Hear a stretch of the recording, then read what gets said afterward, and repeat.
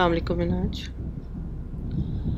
मैं अपना नाम मेंशन नहीं करना चाहती यहाँ पर, लेकिन मैं रिकॉर्ड इसलिए करवा रही हूँ कि मैंने अपनी कुछ मिस्टेक्स की हैं। मैं चाहती हूँ कि लोग सुन रहे हैं वो उनसे सीखें और उस तरह की बातें ना करें। जब हम टीनेजर होते हैं हम बहुत सारी चीज़ों से फैसिनेट होते हैं। मैं अपने कॉलेज के डेज़ में as many teenagers ouija board से बड़ी फैसिनेटेड थी, और मैंने और मेरी फ्रेंड्स ने बहुत सोचा कि हम ये करते हैं, लेकिन किसी में इतनी हिम्मत नहीं थी। मगर मैं डेयर डेविल बनती थी और मैंने ये काम करना बहुत ज़रूरी समझा। एक दिन मेरे घर में स्लीप ओवर के लिए मेरी कज़न्स आई हुई थी और हम लोगों ने घर का वो कमरा चूज़ किया जिसमें जो थोड़ा सा स्पूकी लगता था हमें समहाउ, और वहाँ हम बैठ गए। कोई 1 बजे का टाइम था रात के।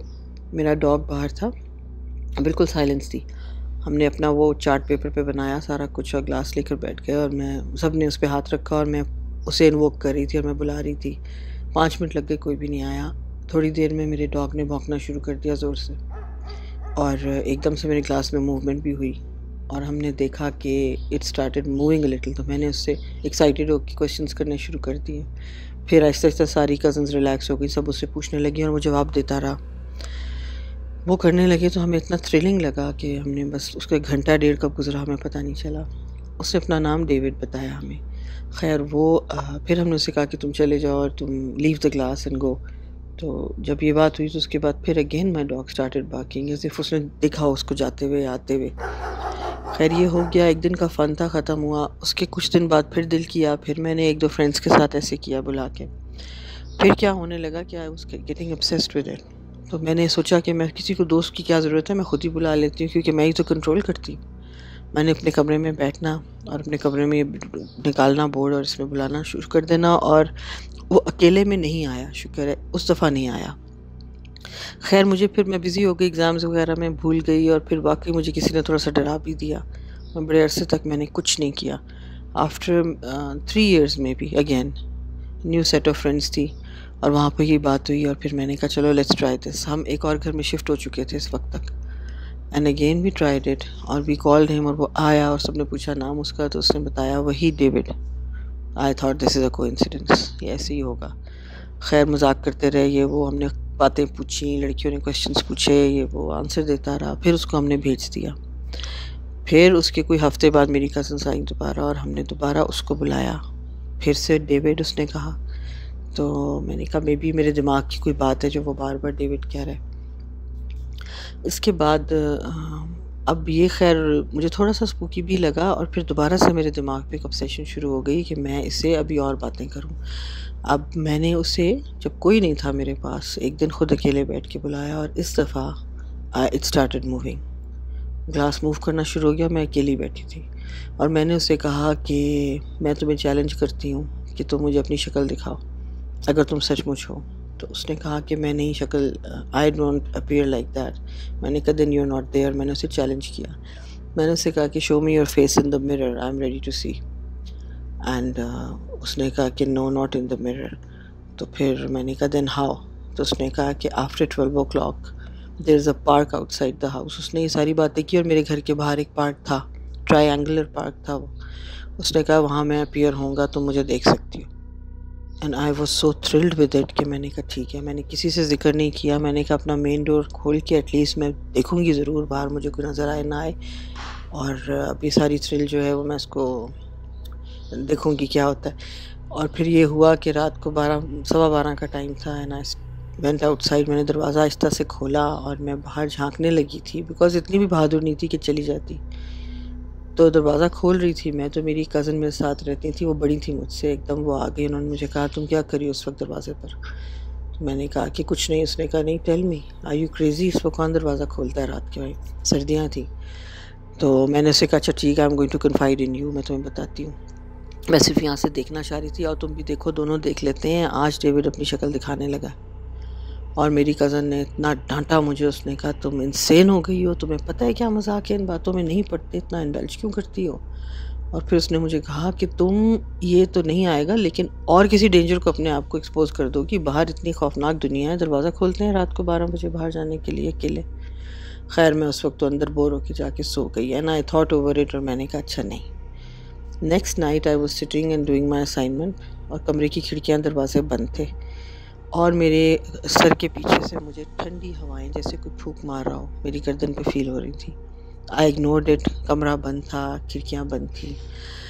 उसके बाद खैर मैं दोबारा सो गई। उससे अगले दिन मैं किचन में अपना काम कर रही थी एंड उन दिनों वाइटल साइंस का बड़ा जुनून था।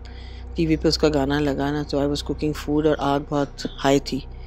मैं वहाँ से भागी। मैंने कहा मैं 1 मिनट गाना देखूँ, नहीं जलेगा खाना। अब गाना देखने में मैं इतनी इन्वॉल्व हो गई, मैंने कहा काश ये आग बंद हो जाए और मेरा खाना ना जले। मैं गाना नहीं छोड़ सकती क्योंकि कभी कभी टीवी पे लगता है। मैं भी पूरा गाना सुन के वापस गई और मैंने देखा कि आग बंद थी। मैंने कहा यार ये कैसे हो सकता है, मेरे अलावा तो घर में कोई है नहीं, मेरी अम्मी है, मेरी आंटी हैं, कोई किचन में जाता नहीं। खैर next day I was again in the kitchen and I said कि वेयर इज़ द क्लॉथ। वो क्लीनिंग कपड़ा मुझे नहीं मिल रहा था। I had to hold something hot. एकदम ऊपर काउंटर जो शेल्फ्स होते हैं उनके ऊपर जो कैबिनेट्स होती हैं उनके ऊपर पीछे कपड़ा पड़ा हुआ था। वो वहाँ से उड़ के आया और आके सीधा मेरे सामने काउंटर पे लैंड किया। Now I thought this is getting bad. ये स्पूकी होता जा रहा था। उसके बाद खैर मैं थोड़ा सा डर गई और मैंने इसे उस दिन कॉल ऑफ किया। मैंने कहा अब मेरा ख्याल है कि मैं ये बुलाना बंद कर दूं क्योंकि मुझे लगता है कि कहीं वो आ तो नहीं गया, just to stay. After that I actually stopped doing it. इसलिए मैं बच गई क्योंकि लेकिन मैं इतनी एक्साइटेड थी और मैं रुक ही नहीं रही थी and it could have gone on in a different way, in a very horrible manner. जिस तरह से वो अपीयर होने लगा था, जिस तरह घर में चीज़ें होने लगी थी, आहिस्ता आहिस्ता मुझे फ़ील होता था कोई पीछे खड़ा है। जब भी मैं अकेली बैठी होती थी, पढ़ रही होती थी या कुछ, मुझे लगता था कि कोई चल रहा है पीछे कमरे में। और फिर मेरी कज़न, बीच में एक गैलरी थी, इधर हमारा बेडरूम था और दूसरी तरफ उसका था। मैं इसी तरह रात में पढ़ रही थी जब वो मुझे फूके फील हुई थी। और मेरी कज़न उठ के भागी भी आई, आके कहती why are you walking in the corridors at this time, it's 3 AM, तुम्हारा कोई पेपर है सुबह? मैंने कहा नहीं, मैं तो यहाँ से उठी भी नहीं हूँ, पढ़ रही हूँ, असाइनमेंट कर रही हूँ। उसने कहा कि यार मैं अपने कमरे से देख रही हूँ, यार पेसिंग द हॉल में। मैंने कहा नॉट एट ऑल, मैं तो निकली नहीं कमरे से। बहरहाल then it was starting to get ugly and the last thing that happened was that मैंने इसी कज़न के साथ एक दिन ज़िद करके फिर बुलाया। मैंने कहा चलो इसे कहते हैं हमेशा के लिए चला जाइए। वो दिस टाइम पहले उसने कहा कि मैं डेविड हूँ। उसके बाद वो कहता है नहीं नहीं, मैं मजाक कर रहा हूँ, मेरा नाम कोई और है। उसने जो नाम लिया हम दोनों स्टन हो गए सुन के। और मैंने पूछा तुम्हारी डेथ कैसे हुई? तो कहता है कि मैं 1 हफ़्ता पहले ड्राउन हुआ। और हम स्टन इसलिए हो गए कि मेरी इस कज़न के फैमिली फ्रेंड्स थे। उनका भाई, ही वॉज 23, वो अपने दोस्तों के साथ यहाँ ये 76 में जो मरी की तरफ जाते हैं, 1 हफ़्ता पहले ड्राउन हुआ था। और इसने उसका नाम लिया और कहता है मैं उसका गोस्ट हूँ, मैं वो हूँ और मैं ड्राउन होके मरा हूँ। हमने वो बंद किया और उसके बाद फिर मैंने कभी उस चीज़ को हाथ नहीं लगाया। तो ये सब मैं शेयर इसलिए कर रही हूँ कि मैं बच गई अल्हम्दुलिल्लाह, बिकॉज़ आई स्टिल स्टॉप्ड।